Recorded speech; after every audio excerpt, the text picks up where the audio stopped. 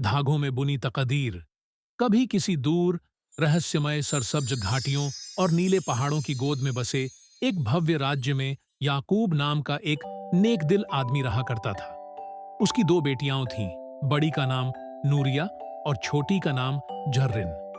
उनकी मां का देहांत बहुत पहले हो चुका था और दोनों बहनों ने एक दूसरे का सहारा बनकर जीवन जिया।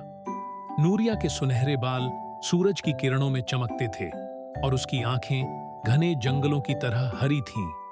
वहीं झर्रिन के गहरे स्याह बाल मोतियों से सजते थे और उसकी नीली आंखें समंदर की गहराइयों सी चमकती थीं। लेकिन उनका सौंदर्य ही उनकी पहचान नहीं था। नूरिया एक विलक्षण कालीन बुनने वाली थी और झर्रिन ऐसी बावर्चिन थी जो एक अंडे के खोल में पूरे महल के लिए दावत तैयार कर सकती थी। वक्त बदला। याकूब ने दूसरी शादी कर ली।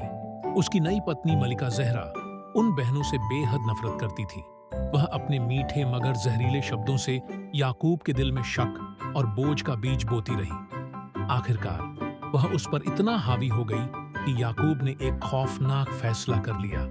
वह अपनी बेटियों को वीराने में छोड़ देगा। एक सुबह उसने बहनों से कहा, आओ बाग में चलते हैं, वहां सबसे मीठे सेब लगे हैं।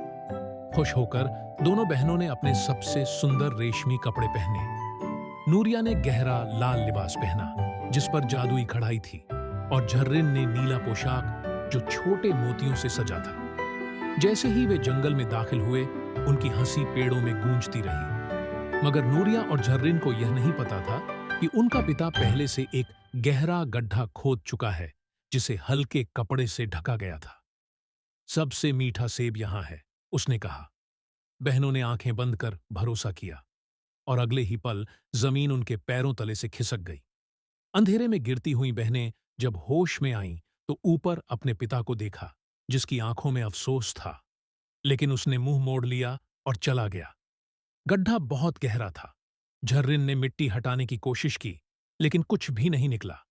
जब भूख और थकावट ने उन्हें घेर लिया, नूरिया ने दुआ की। तभी उसका एक हाथ कुदाल और दूसरा हाथ बेलचे में बदल गया। आश्चर्य और उम्मीद से भरी उसने खुदाई शुरू कर दी। कई घंटों की मेहनत के बाद उन्होंने जमीन चीर दी। ऊपर से रोशनी की एक किरण आई और जब वे बाहर निकलीं तो खुद को शाही अस्तबल के भीतर पाया।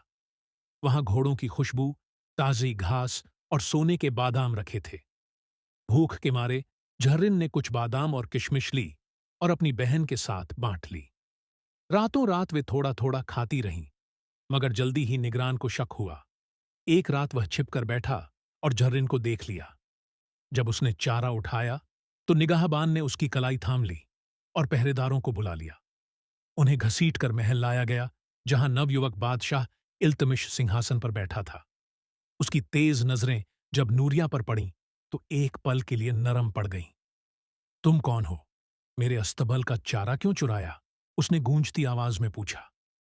नूरिया ने सिर ऊंचा करके कहा, जहां पनाह, हमने लालच में नहीं, जिंदा रहने के लिए यह किया।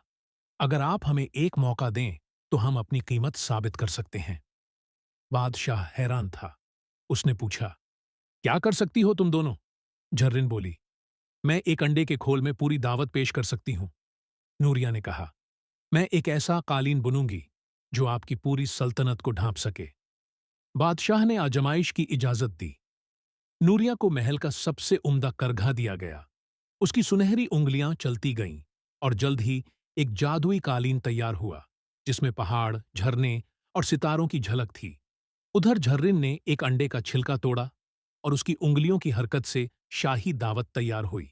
सुगंधित पुलाव, नरम रोटियां, शहद में डूबे मेवे। पूरा दरबार सन्न रह गया। बादशाह इल्तमिश अपनी जगह से उठा।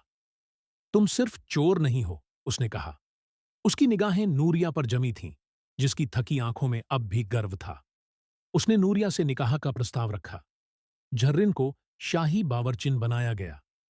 आज उनके रेशमी कपड़े फिर से चमकने लगे थे, मगर अब वह रोशनी, मेहनत और इज्जत की थी। जब याकूब को खबर मिली, वह रोता हुआ आया और माफी मांगी, मगर नूरिया ने सिर्फ इतना कहा, कुछ घाव माफी से नहीं भरते। फिर भी उसने अपने पिता को भूखा नहीं लौटाया। समय बीत गया। नूरिया एक रहमदिल मलिका बनी।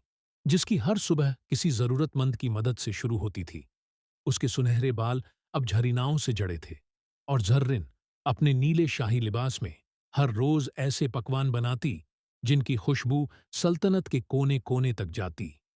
वे बहनें जिन्हें कभी मिट्टी में फेंक दिया गया था, आज खुद इतिहास में सोने की कढ़ाई से दर्ज हो चुकी थीं।